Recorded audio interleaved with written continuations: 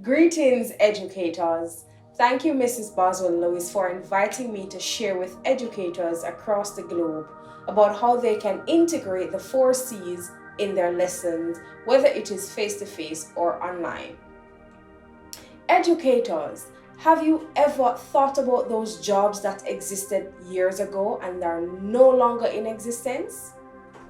Let's take a look at a few of those. We have the elevator operator. Those individuals would open and close the elevator doors manually. We also had the aircraft listener, who would use acoustic mirrors to listen to the sound of the enemy's aircraft's engine. You also had the lamplighter, who would use gasoline to go and light the street lamps. And last but certainly not least, a telegraphist or telegraph operator who would use code to communicate on the radio. Those jobs are no longer in existence today. I'm 100% certain those individuals never thought they would be replaced by machines or technology. So, as educators, it is imperative that we integrate the 4 C's in our lessons so that our students can stay productive and relevant for and in the future. Let's take a look at what the 4 C's are. The 4 C's: creativity, communication, collaboration, and critical thinking. What exactly do we mean by the 4 C's? Let's break it down even further. When we talk about communication, students have to master the art of communication. It is so important that they communicate their ideas clearly, respectfully, and also correctly. Now, it's also important to note that communication does not simply entail writing or speaking or any other modalities that you may use, but a very effective and important part of communication is the art of listening actively. So that is something that we have to take into consideration when planning our lessons. Students have to learn to communicate effectively. How can we help them to do this in the classroom? We have to give them an opportunity to communicate using a variety of media and the different modalities that are available. Give them assignments that will force them to develop this skill. But be it presentation or let's say they have to write a report, those are some of the ways we can integrate the communication, allowing them to interact with the external community, writing emails, talking about, current affairs, interacting with these online platforms. That's also integrating it in your lessons. We move to creativity. Now, students are coming to the classroom with their own packages. They have their gifts, their talents, their strengths, and we have to be able to unbox their gifts. We have to allow them to effectively utilize these talents and skills that they have. Coupling that with their learning styles and multiple intelligence is so important. How can we embrace their creativity in the classroom when we are planning our lessons?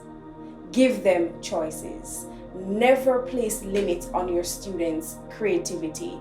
Any assignment that you want to have them do something creative, give them that freedom to explore. Don't put their creativity in a box because they will blow your mind with the things that they come to the class with. So give them that freedom. The third C that we will look at is collaboration. Now we often hear, teamwork makes the dream work, or unity is strength. I believe those things wholeheartedly because in every organization, you will have to collaborate, you will have to work with someone, whether it is to achieve a shared goal or an individual goal. So, how do we allow our students to develop this skill? By first modeling that skill. Albert Bandura believes in the social learning theory, And he believes that once you model the desired behavior, then it is a possibility, high possibility, that the behavior will be unearthed. So, as educators, we have to demonstrate what effective collaboration is and also effective communication.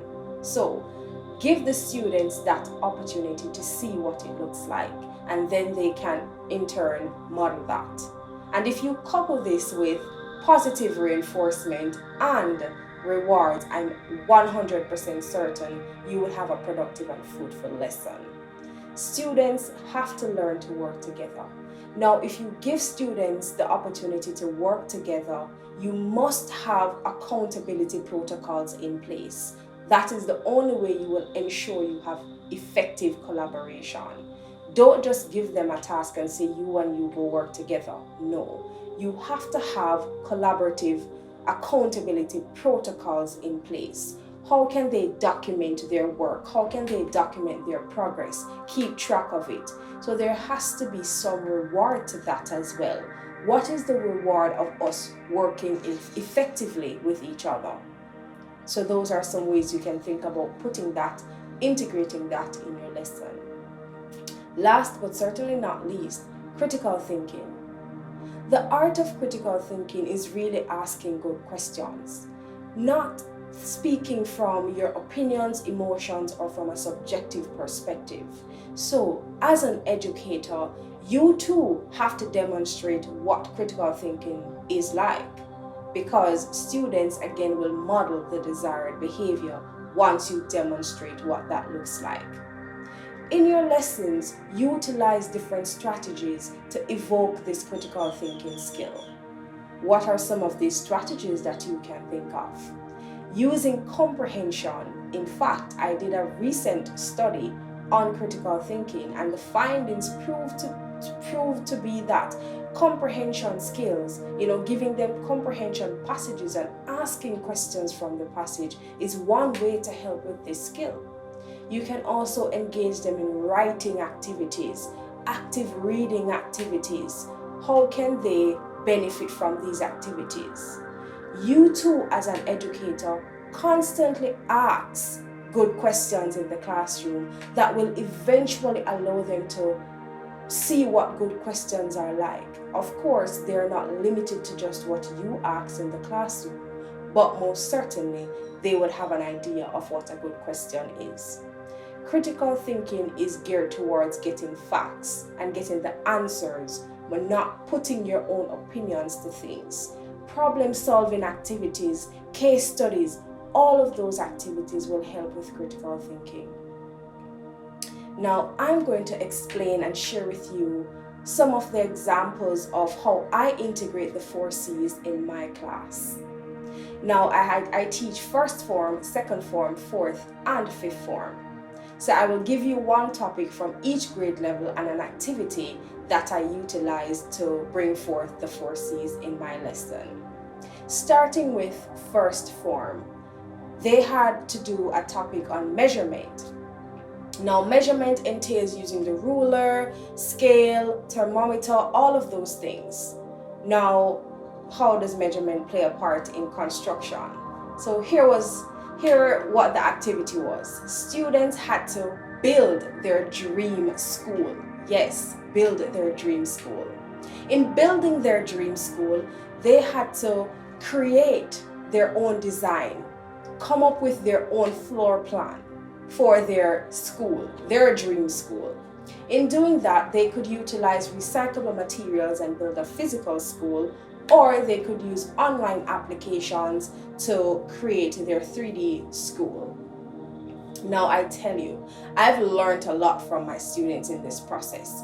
They utilize the game Minecraft. They also utilize an online platform known as Dream Plan, NCH software. I've never heard of those softwares before prior to giving them this activity. So in the process, I also have learned, and that's their creativity coming forth. Now, they had to communicate the inspiration behind their design. what inspired the design. So they had to learn how to explain themselves, communicate effectively, market their school. Why is their school the best school? Then they also had to bear in mind the topic, measurement. So they had to tell us how measurement played a role in the construction of their school. When it came on to collaboration, they were not necessarily working in groups, but collaboration goes beyond just working in groups. They were able to select experts among themselves to showcase their schools and also give ideas. They also had experts among themselves to walk them through these platforms and softwares that they could use to develop their school. So they shared with each other the features of these online platforms, especially for those who didn't know about it before, like myself. I too learned from my students who were collaborating with each other, sharing information, sharing best practices. And when it comes on to critical thinking from that activity, students had to talk about the relationship between measurement and safety. Now, it sounds odd, but when you construct a home, a business place, whatever it is that you design, how does that implicate safety? How does that benefit the economy? What is measurement? What does measurement look like in reality? So students had to dig deep, ask questions to get those answers, to come and communicate that to the class. So that's for first form. Second form, we looked at photosynthesis. Students had to design a resume for the leaf. Yes, sounds weird, but they had to design a resume for the leaf. Now, how did they do this? They had to market the leaf, talk about the different skills that the leaf had. How can this leaf get the job of photosynthesis? Why would my leaf be the best leaf? They worked in groups. Some students decided to do it independently, and that's okay. But they worked in groups, they collaborated, shared ideas. Some students even went ahead and gave their leaf bow ties. So it was just amazing to see the creativity unfolding and then communicating with us, marketing their leaf.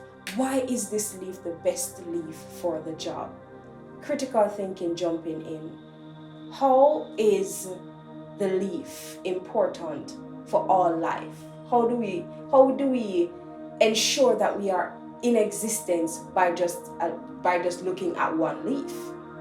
They had to talk about the impact of photosynthesis on the wider ecosystem, and then they also had to talk about the impact of the Amazon fire, because at the time that was something that was going on, and they had to link the implications there. What would happen if we lose our trees? What could be the economic distress? What could be some things that we have to consider as a people? So they are utilizing current affairs and using the topic of photosynthesis to explore those things. You know exactly what the leaf is responsible for. If you lose them, what's going to be the effect of that? And so that's second form. When it came on to fourth form, we were doing respiration one year, and they had to create a jingle or an Instagram advertisement, right? And these students were focusing on vaping and smoking and their effects. Now the creativity is the jingle being put together, the lyrics, and of course to do this, the content is so important. So understanding the content, being able to put it in a lyrics format, creating a beautiful jingle, adding your music, your rhythm to that, and then of course having your Instagram design, whether they did it in Photoshop or any other online platform, they had no limitations. They chose what they wanted to use to design their flyers, and then they had to communicate that.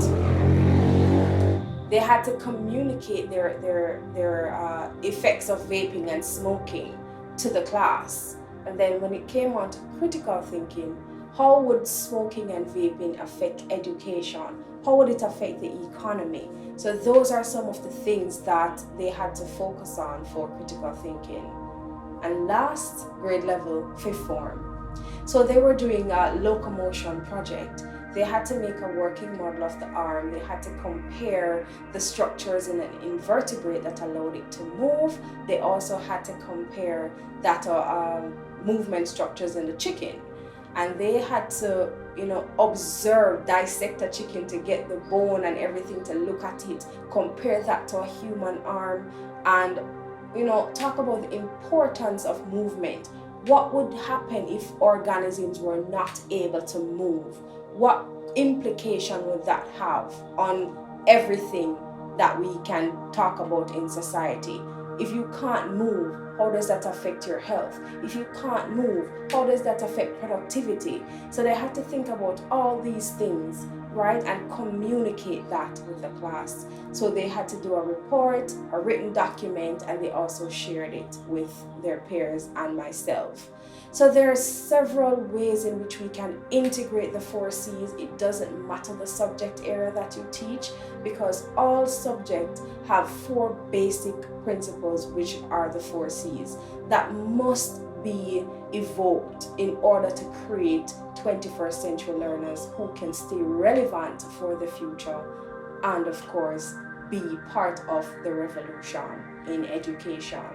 So I really want to thank you for having me, and I really hope that these activities were something that you could utilize in your classroom, or give you some inspiration of how you can integrate the 4 C's in your lessons.